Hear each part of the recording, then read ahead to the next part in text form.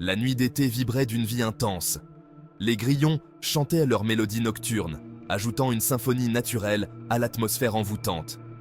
Des lucioles dansaient parmi les saules, créant un spectacle lumineux qui semblait presque magique.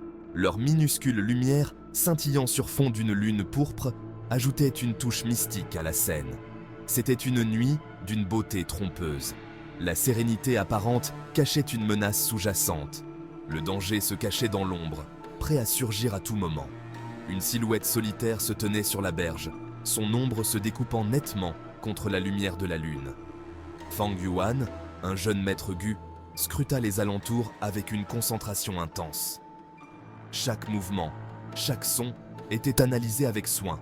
Son regard était perçant, alerte. Il savait que la moindre erreur pouvait être fatale. Il pouvait sentir la présence de sa proie, ses sens aiguisés par des années d'entraînement rigoureux.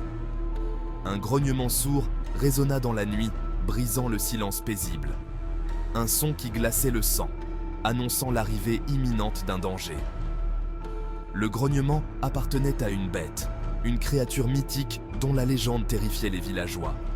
Pas n'importe quelle bête, mais un monstrueux sanglier sauvage, connu pour sa férocité et sa taille imposante. Ses yeux rougeoyaient dans l'obscurité, témoignant de sa nature surnaturelle. Ses défenses, longues et acérées, pouvaient éventrer un homme en un instant, rendant la créature encore plus redoutable. Fang Yuan savait qu'il devait être prudent. Chaque mouvement devait être calculé, chaque décision pesée avec soin. Ce n'était pas une chasse ordinaire, c'était un défi, une épreuve de courage et de compétence, où la moindre erreur pouvait coûter la vie. Il prit une profonde inspiration, se préparant mentalement et physiquement pour l'affrontement à venir. La tension dans l'air était palpable. Chaque seconde semblait s'étirer à l'infini. La lumière de la lune se reflétait sur la rivière, ajoutant une touche de sérénité à une nuit autrement tendue. Fang Yuan savait que cette nuit resterait gravée dans sa mémoire. Son expression était déterminée, son esprit concentré sur l'objectif. Il était prêt à affronter la bête, à prouver sa valeur en tant que maître gu. Sous la lune pourpre, le destin de Fang Yuan allait se jouer. La nuit était belle, mais pleine de dangers, et il était prêt à les affronter. Le sanglier sauvage chargea. Ses yeux brillaient d'une rage incontrôlable, et chaque muscle de son corps semblait prêt à exploser. Une masse de muscles et de fureur déferla. Fang Yuan tint bon, son regard fixé sur la bête. Il savait que ce moment déciderait de son destin. Il attendit le moment parfait. Chaque seconde semblait une éternité, mais il ne pouvait pas se permettre de bouger trop tôt ou trop tard. Alors que le sanglier se rapprochait, Fang Yuan bougea avec une agilité surprenante. Son entraînement intensif portait ses fruits. Il esquiva la bête en furie d'un pas de côté. Le souffle chaud de l'animal passa près de lui, mais il resta concentré. Le sanglier, enragé par son attaque manquée, fit volte-face.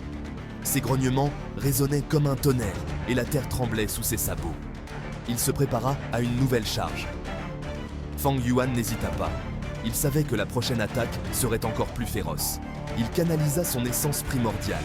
L'air crépita d'énergie. Il activa son gu, une technique ancestrale transmise de génération en génération. Le gu sanglier blanc, une créature mystique de force, répondit à son appel. Sa présence imposante apporta une nouvelle dimension à la bataille. Sa puissance parcourut les veines de Fang Yuan. Il sentait l'énergie vibrer en lui. Chaque fibre de son être était prête pour le combat. Il était prêt à affronter la bête de front. Le moment de vérité était arrivé et il savait qu'il devait donner tout ce qu'il avait pour triompher. La force du gu sanglier blanc circulait en Fang Yuan. Ses muscles se gonflèrent. Sa vitesse décupla.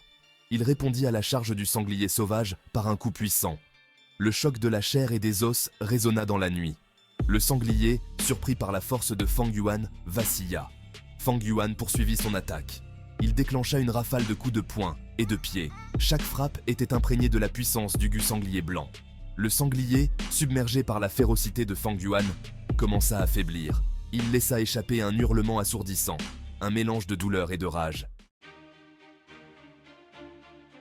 Fang Yuan porta un dernier coup décisif. Le sanglier sauvage s'effondra au sol dans un bruit sourd. Son sang se répandit sur la berge, la teintant d'un rouge cramoisi. Fang Yuan, respirant lourdement, se tenait debout au-dessus de sa proie vaincue. La bataille avait fait des ravages. Il était blessé, mais vivant. Il avait vaincu la bête, mais son véritable défi ne faisait que commencer.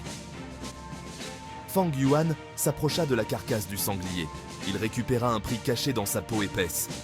Une carte en peau de bête, qui détiendrait la clé d'un puissant héritage. Section 5. Secrets ancrés dans la peau.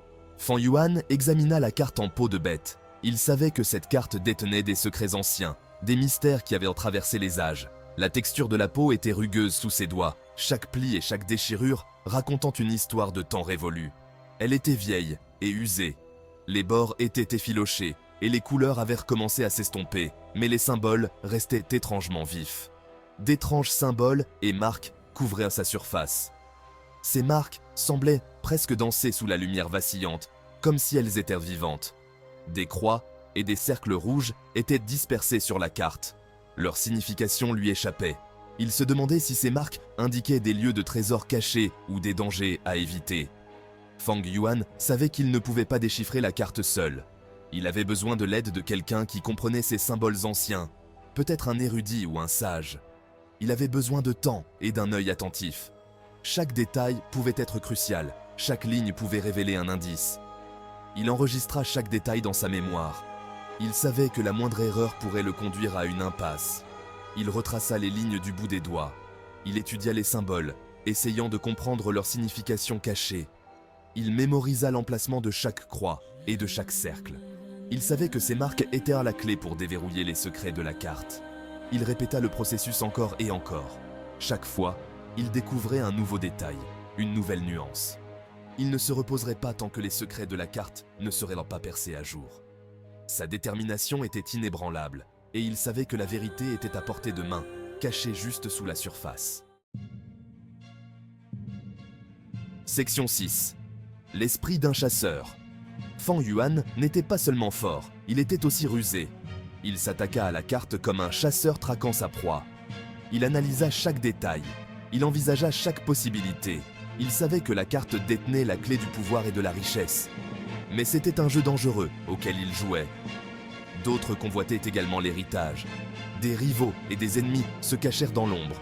Il ne reculerait devant rien pour s'emparer du prix. Fang Yuan devait être plus malin, il devait être plus rapide, il devait être plus impitoyable. Section 7. Une carte de mystère. Les croix et les cercles rouges sur la carte intriguaient Fang Yuan. Ils étaient placés de manière stratégique. Ils semblaient former un motif. Ou peut-être étaient-ils des indices, des indications laissées par le créateur de la carte. Chaque croix, chaque cercle pouvait représenter un lieu d'une puissance immense, un piège mortel. L'esprit de Fang Yuan débordait de possibilités. Il savait qu'il ne pouvait pas les ignorer. Ces marques détenaient en la clé pour débloquer le véritable potentiel de la carte. Section 8. Le poids de l'héritage. Fang Yuan pensait à l'héritage. Il appartenait au moine au vin de fleurs, un légendaire maître gu d'une époque révolue. On chuchotait des histoires sur ses exploits. On disait qu'il avait atteint l'immortalité. On disait qu'il commandait aux forces mêmes de la nature. L'héritage du moine au vin de fleurs était une arme à double tranchant. Il promettait une puissance incommensurable. Mais il s'accompagnait également d'un lourd tribut. Fang Yuan savait qu'obtenir l'héritage ferait de lui une cible. Cela le dresserait contre de puissants ennemis. Section 9. Un chemin d'épines. Le voyage de Fang Yuan était semé d'embûches. Son niveau de cultivation était faible. Il manquait de ressources. Il était entouré de rivaux qui cherchaient à exploiter chacune de ses faiblesses. Mais Fang Yuan refusait de se laisser décourager. Il avait déjà fait face à l'adversité. Il ne se laisserait pas abattre. Il transformerait ses faiblesses en force. Il utiliserait sa ruse pour déjouer ses adversaires. Il se frayerait un chemin jusqu'au sommet, quel qu'en soit le prix. Section 10. Vers un destin caché. Fang Yuan enroula la carte en peau de bête. Il la rangea soigneusement. Il déchiffrerait ses secrets. Il s'emparerait de l'héritage du moine au vin de fleurs. C'était bien plus qu'une simple quête de pouvoir. C'était son destin. Il le sentait au plus profond de lui-même. Le chemin qui l'attendait serait périlleux, mais Fang Yuan n'avait pas peur. Il était un maître gu, il marchait sur le chemin des forts, et il ne se laisserait pas dénier.